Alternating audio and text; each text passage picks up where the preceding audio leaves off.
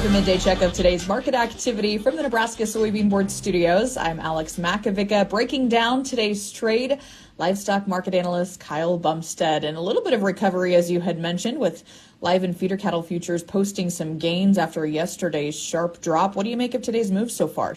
Well, so far it looks like there's some commercial business behind this move here. From the selling we saw yesterday, it looked to be mostly non-commercial. There was a little bit of commercial selling going on yesterday, but then there's some cash news started to surface here this morning as well. Feeder index looks like it's going to be up here again today after yesterday's sharp sell-off from those last Friday sales here. But we had some good sales over the weekend. Those should go in here today, and there's some good sales here yesterday as well. Those will go in today as well. But feeders recovering here, up $2.25 here on the August feeders here, $2 higher on the September feeders, October up $1.80. Basically consolidating within the previous session's range here, within yesterday's range. August live cattle are up to $221.85 mark here, up about $2.45 after some decent cash has been reported at some of the sale barns here in the north. I know that there's a major sale barn going on up there, or major sale to sale barn going on up there now. There's been some 245 to 250 on certain groups of cattle, certain types of cattle. So definitely got the cash cattle bulls kind of worked up here early in the week. Haven't heard anything as far as cash bids out there yet to start the week, but it's definitely something here that we're all keeping our eyes on. Now, we did see some box beef movement here yesterday, and last night we did see boxes lower again, which boxes have had a pretty steep drop here, which was somewhat anticipated here with the recent holiday after the 4th of July. A little bit of quick ship business and then some sell-off here. That's what the trade's kind of looking at there. Okay, we will see how the rest of the day shakes out. Kyle Bumsted, livestock market analyst, joins us for today's conversation, and he'll join us later this afternoon on the channel Final Bell. From the Nebraska Soybean Board Studios, I'm Alex Makovica. Customers prefer U.S. soy because it's sustainably produced, and the common practice of crop rotation helps make you sustainable. But as demands for sustainability continue to rise, it remains a journey of continuous improvement. And because sustainable practices help improve the value of our soybeans, it's a journey worth taking.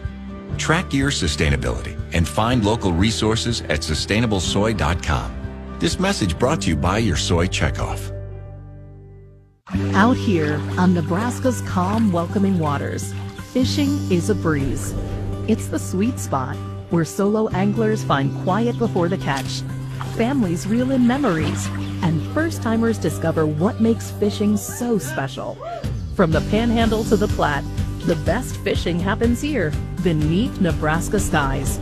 Get started at letsfishnebraska.com. Sponsored by Nebraska Game and Parks, aired with the Nebraska Broadcasters Association in this station.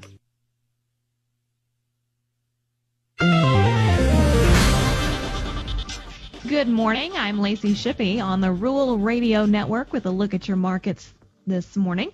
Row crop prices are mixed today, but have again reversed off overnight lows as bargain buyers are very active near these long-term lows.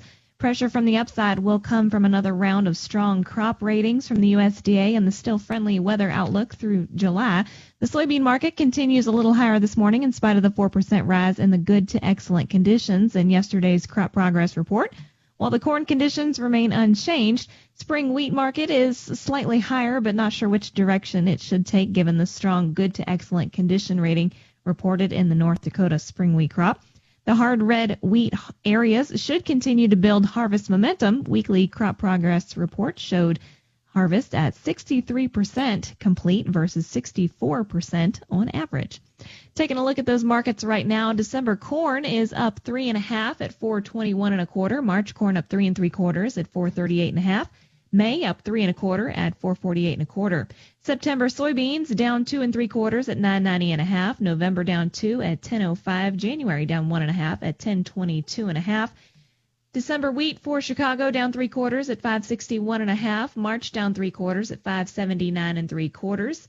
In Kansas City, wheat for December up 2 3/4 at $5.48.25. March up 1 3/4 at $5.68 3/4. Soybean meal for August down 1.90 at $2.65.80.